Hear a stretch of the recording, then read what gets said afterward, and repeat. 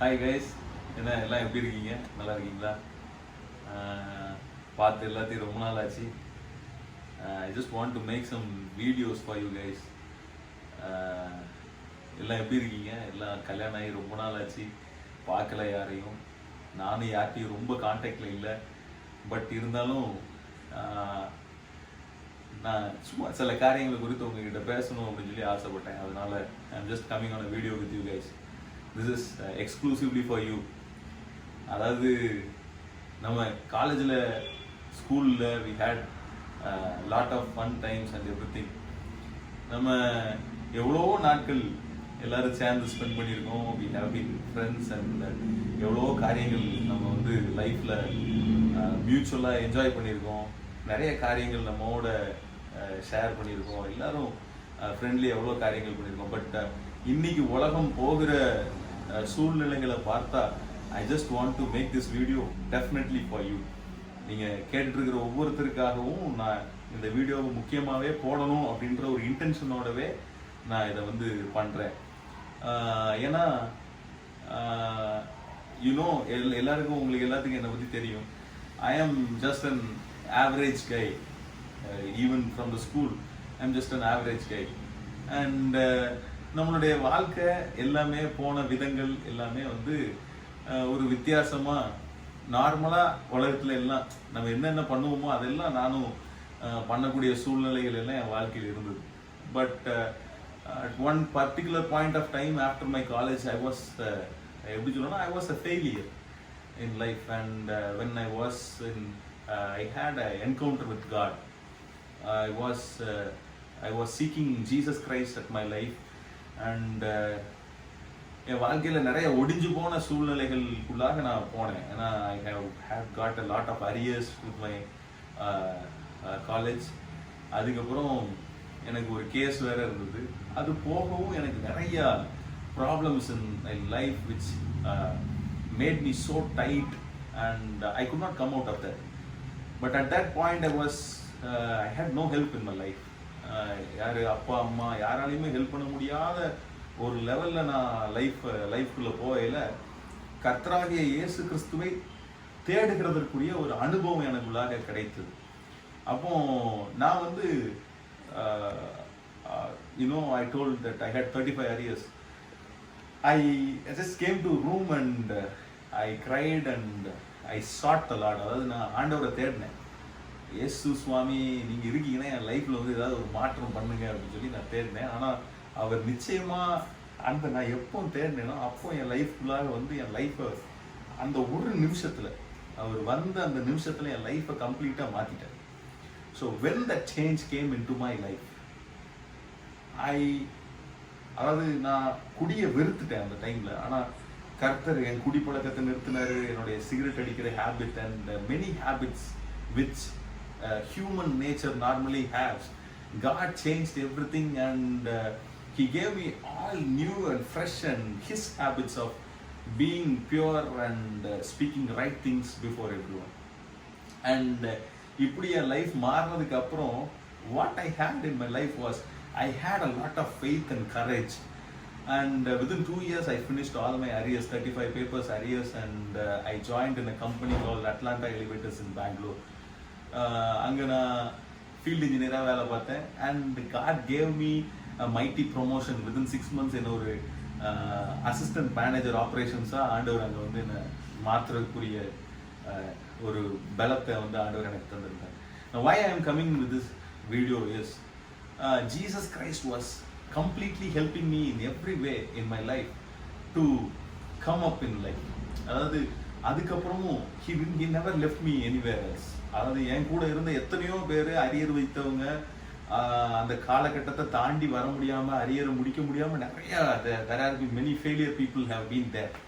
But still if someone had seriously sought the Lord Jesus Christ they would have come across seriously successful. And what I was seeking in life was ஐ ஷார்ட் ஏசாமியை வந்து நான் லைஃப்பில் ஏற்றுக்கிட்டதுக்கு அப்புறம் என் லைஃப் கம்ப்ளீட்டாக மாறிட்டு. I just want to tell you guys that நம்ம இருக்கிற காலங்கள் நான் அதிகமாக என்னுடைய வேலை நேரங்கள் வந்து இப்பொழுது இந்த கொரோனா நேரத்தில் நமக்கு இல்லை அப்படின்றனாலும் நான் பைபிள் வாசித்து ஜோம் பண்ணிக்கிட்டு இருக்கும் பொழுது எனக்கு பட்ட நிறைய காரியங்கள் என்ன அப்படின்னா, I just want to tell you guys that we are in the last part of the world. ஏன்னா பைபிளில் சொல்லியிருக்கிற ஒவ்வொரு காரியத்தையும் நான் வாசித்து தியானிக்க பொழுதெல்லாம் நான் நிறைய காரியங்கள் புரிந்துக்கிறது என்ன அப்படின்னா, பைபிளில் எப்படியாக சொல்லியிருக்கிறது, அதாவது for God so loved the world that he gave his only begotten son, that whomsoever shall believe in him shall have eternal life. அதாவது பிதாவாகிய தேவன் தன் குமாரனாகிய இயேசு கிறிஸ்துவை விசுவாசிக்கிறவன் எவனோ அவன் கெட்டு போகாமல் நித்திய ஜீவனை அடையும்படியாக அவரை நமக்கு தந்தருளினார் அப்படின்னு சொல்லி வேதத்துல போட்டிருக்கு. இன்னொரு வசனம் இப்படி சொல்லுது, என்னன்னா, உலகத்தில் வந்த எந்த மனுஷனையும் பிரகாசிக்க பண்ணுகிற மெய்யான ஒளி அந்த ஒளி அப்படின்னு சொல்லி இயேசு கிறிஸ்துவை பற்றி ஒரு சாட்சி வேதத்துல இருக்குது. நான் என்ன சொல்ல வர்றேன் உங்களுக்கு அப்படின்னா, பைபிளில் நான் வாசிக்கிற நிறைய காரியங்கள்ல இயேசு கிறிஸ்து அவர் இந்த உலகத்துல வாழ்ந்த காலகட்டத்துல கடைசியா வேதத்துல என்ன சொல்றாரு அப்படின்னா, கடைசி காலத்துல இப்படியான காலங்கள் வரும். நம்ம இப்ப இருக்கிறோம்ல, இதே போன்ற காலங்கள் வரும். அந்த காலம் எதை குறிக்கும் என்றா, இப்படி சொல்லியிருக்கு. அதாவது ஒரு வசனத்துல இப்படி சொல்லியிருக்கு, வீட்டில் மேல, அதாவது வீட்டோட மேல் பகுதியில நிக்கிறவன் தன்னுடைய ஜாமானையா ஏதாவது எடுக்கிறதுக்காக கீழே வர வேண்டாம் அப்படின்னு சொல்லி வேதத்துல சொல்லியிருக்கு. ஏன் அப்படின்னா, it was telling of a disaster which is completely very clearly told in Bible that நம்ம சென்னையோடைய flood வந்திருந்ததுல, flood வந்திருந்த டைம்ல every houses was filled with water that no one can come to the bottom of the house to take something for eating or anything. Entire house was completely filled with water and everyone staying on the terrace. So that is what I am saying. Whatever the Bible is saying, whatever the Bible is teaching me, it is telling that the Lord Jesus Christ is coming very soon. Lord Jesus Christ is coming very soon, and there has been told in the Bible about the last times. That is, கடைசி காலத்தில், it says in English like this, there will be perilous times. Perilous times are அதாவது கொடூரமான காலங்கள் கடைசி காலமா இருக்கும் அப்படின்னு சொல்லி போட்டு, when the world is coming to an end, Bible says that it will be a disaster, and everywhere there will be a disaster, and it will tell the people who are living in the world that there is one Almighty God, and his name is Jesus Christ. Because he has told in the Bible that it is like this: if someone has to see a olive tree இருக்குல்ல, olive ட்ரீயை பார்த்து, olive ட்ரீயோடைய அந்த shoot வளர்ந்து வர்ற அந்த துளிர்த்து விடுற காலம் இருக்குல்ல, துளிர் விடுகிற காலம், அந்த துளிர் விடுகிற காலத்தை பார்த்து, அந்த துளிர் விட்டுக்கிட்டு இருக்கிற காலத்தை பார்த்து, ஒரு ஒலிவ மரம் துளிர் விடுது அப்படின்னா நம்ம அதை பார்த்து இதை கற்றுக்கோ அப்படின்னு சொல்லி ஆண்டவர் சொல்லியிருக்காரு. எதெல்லாம் அப்படின்னா, கடைசி காலத்துல பெரிய தேசங்களுக்கு விரோதமாக தேசங்கள் எழும்பும். இப்படி வேதத்துல வசனம் இருக்கு. தேசங்களுக்கு விரோதமாக தேசங்கள் எழும்பும், யுத்தங்களையும் யுத்தத்தின் செய்திகளையும் நீங்கள் கேட்பீர்கள். That is, there will be rumors of war. I am telling you very clearly, there will be rumors of war, and there will be war. There will be war. What the Bible is saying is that கடைசி காலத்துல there will be lot of rumors going around. Now we are seeing America is coming near China to make a war. They are all seeing trials of war. They are telling that American ships are on the Indian Ocean உடைய அந்த full பகுதிகளில் America ships வந்து they have already launched அப்படின்னு சொல்லி there has been news which is very clearly coming right now. We know that. And why I am coming to you guys is, I am seriously concerned about you. If the Bible says like this, one verse is there: a true friend will lay down his life for his friend. A a true friend will lay down his life for his friend. That true friend is Jesus Christ of Nazareth. Jesus Christ யாரு அப்படின்னா, அவர் நீ செய்த எல்லா பாவத்திற்காக. இப்போ நான் என் வாழ்க்கையில நான் என் வாழ்க்கையில தண்ணி அடிச்சது, தம் அடிச்சது, பொய் பேசினது, பொரளி பேசினது, எல்லா விதமான பாவத்துக்காக என்னுடைய பாவத்தை மன்னிக்கிற இயேசு கிறிஸ்துவாக, ராஜாவாக அவர் என் வாழ்க்கையில ஒரு நாள் தோன்றினார். somewhere around 2007 and another one time at 2010-2011. At that time I was encountering with the Lord. So what I am coming to say you is, there is a God who will take away your sin. Jesus Christ was crucified on the cross.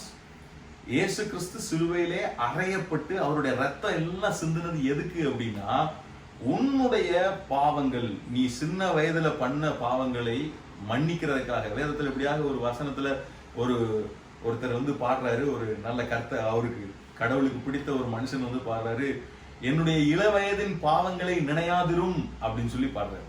That means we have to ask God completely that Lord, please forgive my sin. அதாவது என்னோட பாவத்தை ஏசப்பா மன்னிச்சிருங்க அப்படின்னு சொல்லிட்டு நம்ம அவர்கிட்ட கேட்கணும்னு சொல்லி அவர் விரும்புறாரு. ஏன் அப்படின்னா, he is the true friend and he has laid down his life for us. இயேசு கிறிஸ்து அவருடைய ரத்தத்தினால நம்மளுடைய பாவத்தை எல்லாம் கழுவுறதுக்கு உண்டான எல்லா பதிலையும் நமக்காக அவர் சிலுவையில, நம்ம ஒரு பாவம் பண்ணிக்கிட்டே வர்றோம், நம்ம வந்து சஃபர் இந்த உலகத்துல பட வேண்டியது இல்ல, ஒரு இடத்துல ஒரு பயங்கரமான பனிஷ்மெண்ட், நம்ம பண்ண பாவத்துக்காக இந்த உலகத்திலே சில பனிஷ்மெண்ட்ஸ்லாம் நம்ம பார்த்துட்டே இருப்போம். உங்களுக்கு தெரியும், நீங்க வாழ்க்கை நேரத்துல நிதானிச்சிருப்பீங்கன்னு நினைக்கிறேன். we are already around 30 to 32. so I just want to tell you that நம்ம எல்லாருமே நிதானிச்சிருப்போம், பட் நிதானித்தாலும் நமக்கு வழி தெரியாமல் இருக்கும். Bible says very clearly, Jesus is the way, truth and life. இயேசு கிறிஸ்துவே வழியும் சத்தியமும் ஜீவனுமா இருக்கிறார் அப்படின்னு சொல்லி Bible say. So I just want to tell you guys that if you seriously want to Jesus Christ, think of this. இப்போ நான் இருக்கிறேன், ஒரு சின்ன எக்ஸாம்பிளுக்காக நான் இதை சொல்றேன். இப்போ நான் இருக்கிறேன், நான் ஒரு மலையில இருக்கிறேன், நான் ஒரு மேட்ல இருக்கிறேன்னு வைங்க. நீங்க எல்லாம் ஒரு வேலை, if sometimes you are living in a valley or you are living in a plain area, and if there is a flood which is coming, and if I am coming to tell you, friends, என் வீட்டுக்கு வந்திருக்கேன் அப்படின்னு சொல்லி நான் சொல்றேன் அப்படின்னா, that is out of love I come and tell you that please come to my house. That is what I am thinking right now when I'm speaking with you. I am telling you guys that if you seriously want to repent, that is, if you want to turn your mind towards God and know you are a sinner, நீ பாவம் பண்ணியிருக்கன்னு நீ உணர்ந்த அப்படின்னா கண்டிப்பா இயேசு கிறிஸ்துவை நோக்கி பாரு. நீ அவர்கிட்ட முட்டங்கால் போட்டு ஒரு 15 minutes தனியா உட்காந்து, 15 to 1 hour தனியா உட்காந்து நீ அவர்கிட்ட கேள், இயேசு சுவாமி, ஏசப்பா என் பாவத்தை மன்னிங்க அப்படின்னு சொல்லி நீ கேளு. நிச்சயமா ஒரு பாவ மன்னிப்பு நிச்சயத்தை அவன் மேல தருவார். That means you will be knowing in yourself that you are relieved from all the sin. Your sins are taken away. Your all the rubbish things which is inside you is taken away, and you will find peace inside you. You see the presence of Jesus Christ inside you. That is the Holy Spirit who will be coming upon you, and you will live a life which is the best life. உன் நல்லது சொல்றேன், கர்த்தராகிய இயேசு கிறிஸ்து உயர்த்துகிற உயரத்திற்கு ஒரு மனிதனும் உயர்த்த முடியாது, இந்த உலகத்துல இருக்கிற வேற யாராலையும் உயர்த்த முடியாது. I am telling you very clearly, keep this in your mind. I just want to tell you that we are living in the last days. Bible is saying about the locusts, அதாவது grasshoppers வரும் அப்படின்னு சொல்லி பைபிள்ல போட்டிருக்கு. And even after these times there will be grasshoppers which will be coming and biting like scorpions அப்படின்னு சொல்லி பைபிள்ல போட்டிருக்கு. And there are many signs and wonders which the Bible has told already. There will be wars, there will be rumors of wars, there will be grasshoppers coming, and there will be pestilence. That means அதாவது மனிதர்களுக்கு பயங்கரமான அப்படி வியாதிகள் வரும் அப்படின்னு சொல்லி. It is purely that if anyone wants to get a Bible from me, just call me or give a message to me, I'll just send you a Bible for you. What I want to tell you is very clearly, everything is said in Bible as a prophecy, தீர்க்க தரிசனம்.